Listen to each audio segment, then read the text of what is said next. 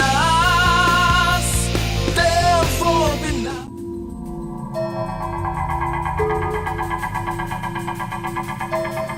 The heat is on, and we have little choice but to walk under the sun.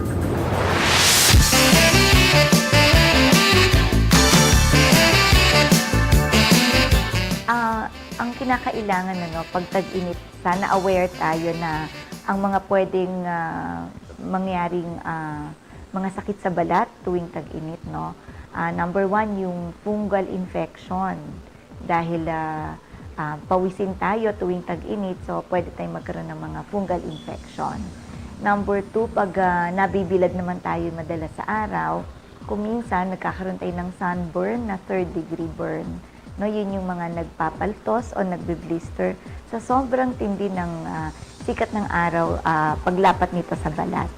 At pangatlo, pwede rin tayong mag-develop ng tinatawag nating skin cancer dahil ito ay dulot rin ng matagal na pagbibilad sa araw. At kahit pumapasya lang tayo, hindi natin dapat i-take for granted ang pagbibilad sa araw.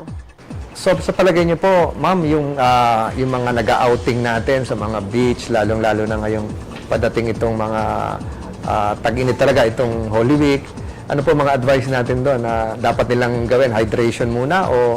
Dapat talaga umiinom ka ng at least 8 to 12 glasses of water. Parang preparasyon yon para hindi ka agad-agad ma-dehydrate.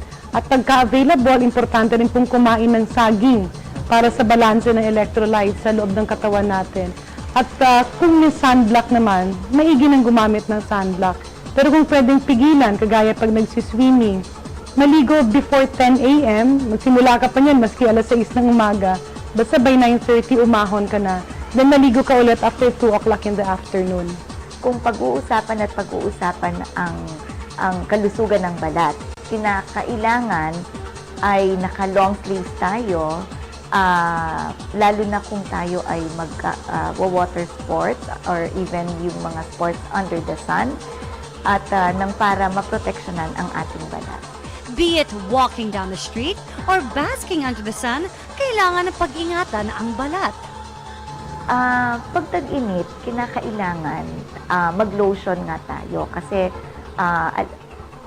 halimbawa lang parang pag nagluluto ka, kinakailangan lagyan mo ng mantika, 'di ba? O kaya ng tubig para hindi masyadong ma-dehydrate yung niluluto. Ganun din ang ating balat, no? Para hindi tayo masyadong masunog, kinakailangan well moisturized ang ating balat. So, tamang maglagay tayo ng mga lotion. Water-based lotion is also good para refreshing ang pakiramdam.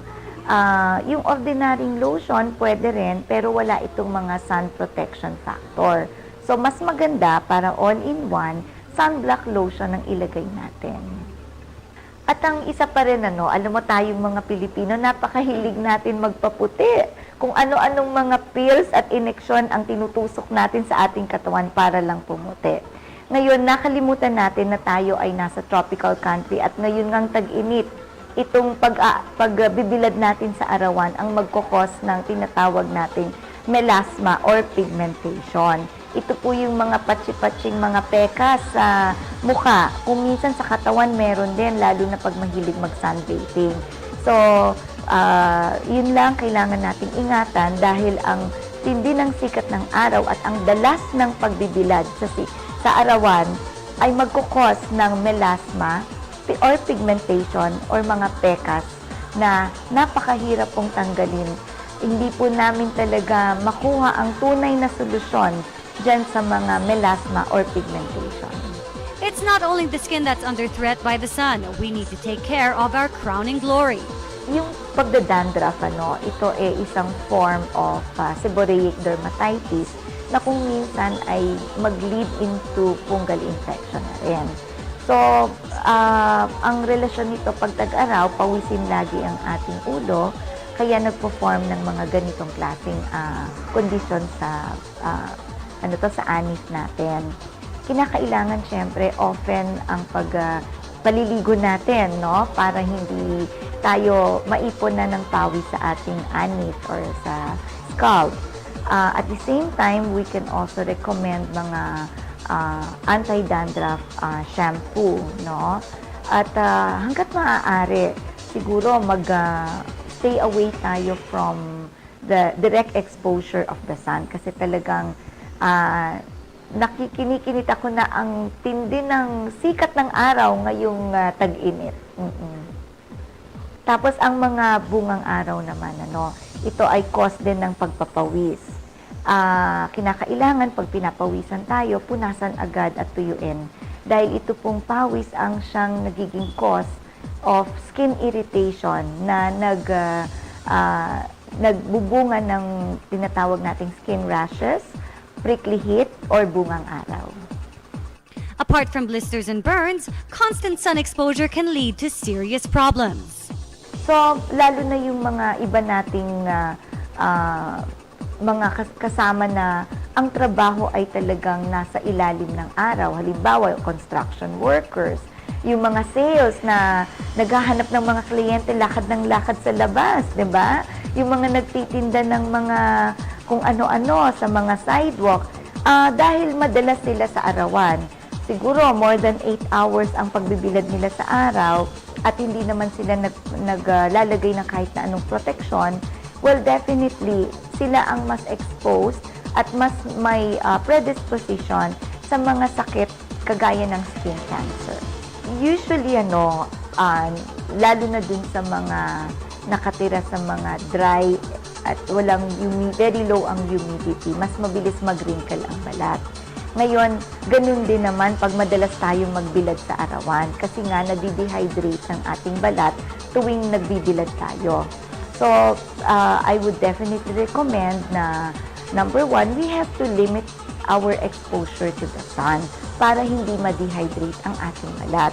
Pangalawa, kinakailangan naman maglagay tayo ng mga moisturizers para kahit maarawan tayo, hindi masyadong matuyot ang ating balat.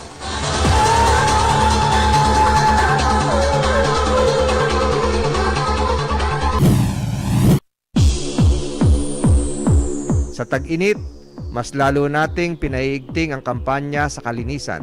Ang mga estero, kanal o mga baradong waterways, puspusan nating nililinis sa buong Metro Manila para hindi ito tirahan ng mikrobyo na nagdadala ng sakit.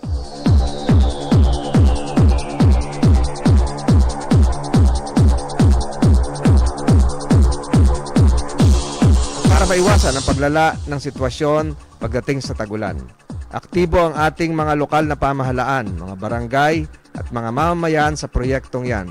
Kaya wag nating lubayan ang paglilinis at pagsesegregate, mga kababayan. Unang-una po, pag nalinis na natin itong lugar, maglalagay po tayo ng bakod dito. Babakuran natin ng kaunti, may steel fence.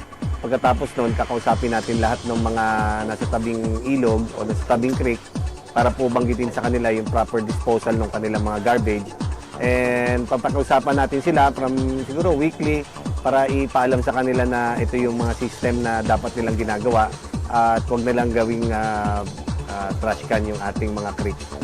Dati na po akong voluntaryo dito, senior pa yung mayor. Tumutulong po ako maglinis.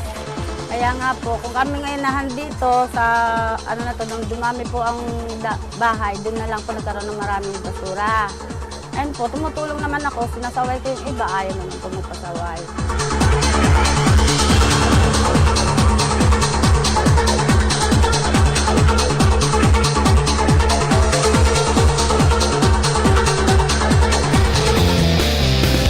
Del for Pinas.